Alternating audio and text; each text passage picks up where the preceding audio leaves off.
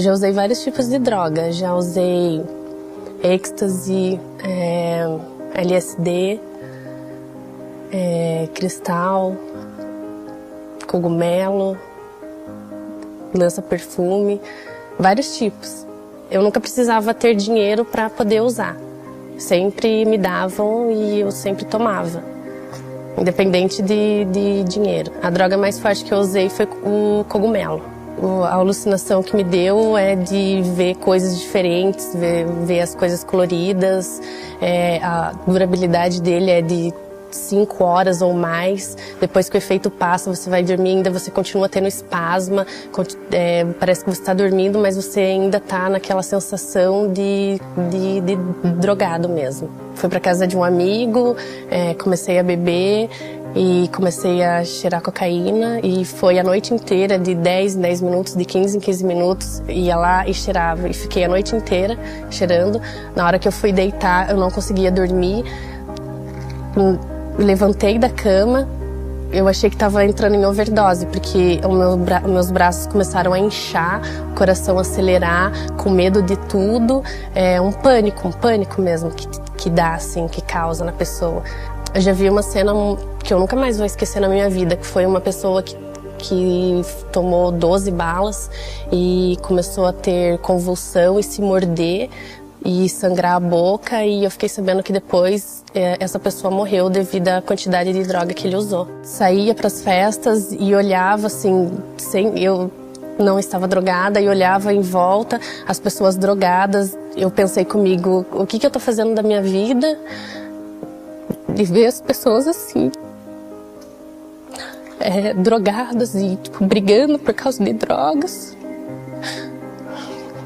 É horrível, assim, parece que as pessoas estão com alguma coisa ruim dentro do corpo, brigando, chegar a brigar por causa de droga, como se aquilo fosse uma coisa boa. Quem descobriu foi a minha tia, e numa segunda conversa eu abri o jogo e falei que eu era uma pessoa viciada. Ela percebeu devido às minhas atitudes em casa, né? Me trancava no quarto e não queria falar com ninguém. Não queria mais aquilo pra mim, de viver em função de uma coisa que não ia me dar futuro, que eu só ia me afundar cada vez mais. Quando eu parei com as drogas, eu percebi a diferença, né, com relação à minha família. Como eu falei, eu não tinha vida social, eu não queria falar com ninguém, e a partir do momento que eu me distanciei dessas coisas ilícitas, eu consegui manter uma vida mais sociável, né, com a minha família mesmo. Essa viagem eu não quero mais fazer, porque eu sei que muitas das vezes, como aconteceu com amigos meus, não teve mais volta.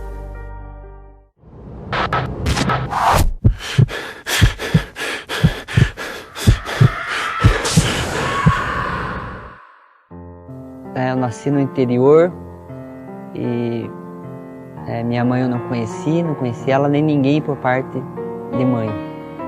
Meu pai é um alcoólatra também.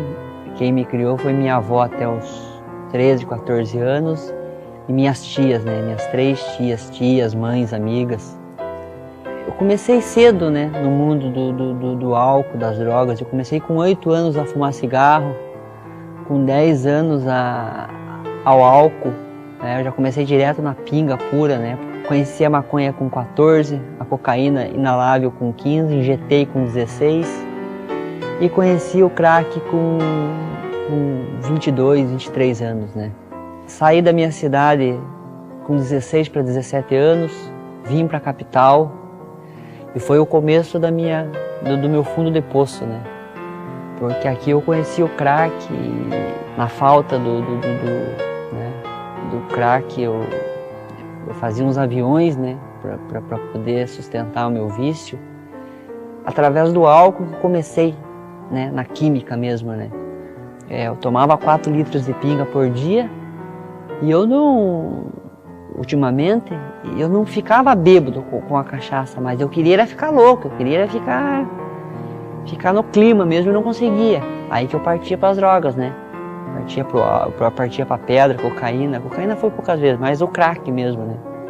E minha família mandou um dinheiro para eu pagar a pensão onde eu morava e eu acabei gastando esse dinheiro na favela, na Boca, né. E eu acabei gastando esse dinheiro com crack e fui para a rodoviária da capital. Fui para a rodoviária ali, fiquei 15, 20 dias Nesse tempo eu passava o dia inteiro na rodoviária, acharcando, que a gente diz, né? Pedindo para poder usar à noite, né? E ali eu vi o meu fundo de poço, realmente a minha ruína, né? Porque eu estava muito debilitado. Eu cheguei a pesar 49 quilos, 48 quilos. Uma sexta-feira foi meu último porre. Eu tomei 3 litros de Undenberg, né? Amargo, raiz amargo. Levei 1 litrão de 51 de cachaça embora para minha casa. E no outro dia acordei. Fui levantar, não consegui levantar. Fraqueza, fazia quase uma semana que eu não comia. E eu daquele jeito eu vi que eu ia morrer. Eu senti a morte do meu lado, assim. Eu queria levantar. Ingressei em Alcoólicos Anônimos, onde realmente ali eu descobri a fatalidade de minha doença, né? Eu não parei pelo amor, eu parei pela dor. Todas as drogas, no caso substâncias psicoativas, elas têm em comum é que elas geram prazer. Porque se nós fizermos um comparativo, eu não conheço ninguém que seja viciado em chá de alface, né? Então talvez isso distinga o porquê da importância da substância como geradora de prazer. E prazer, ele tem mecanismos cerebrais que justificam. E o mecanismo cerebral mais específico que nós temos é a ação das drogas numa área chamada núcleus accumbens, que fica localizado na área tegmentar ventral, no mesencéfalo do nosso cérebro. E esse núcleus accumbens, ele está diretamente relacionado ao sistema de recompensa cerebral.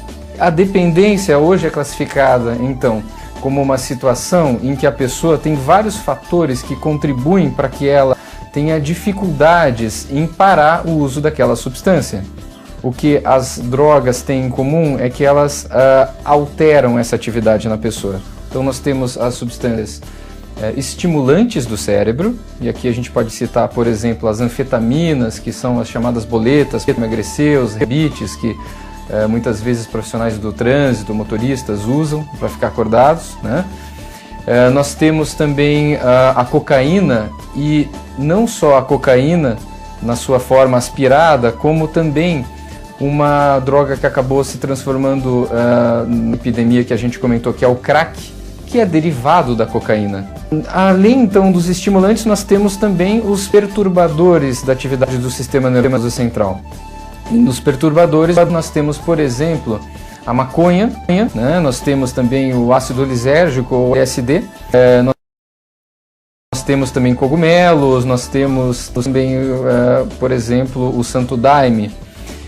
O tratamento existe, é possível, as pessoas podem ser recuperadas, como por exemplo o próprio crack. O crack, ele realmente é avassalador na vida de uma pessoa, mas existe tratamento, sim.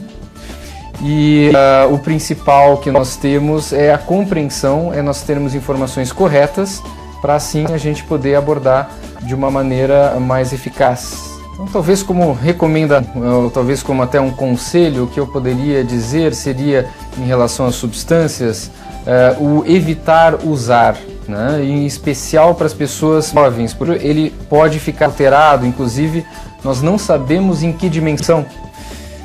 Então o melhor a fazer é não usar, porque se alguém talvez estiver buscando níveis seguros de uso de substâncias, nós não temos níveis seguros de uso de substâncias. Então, se fosse dar um conselho, eu diria evitar o uso.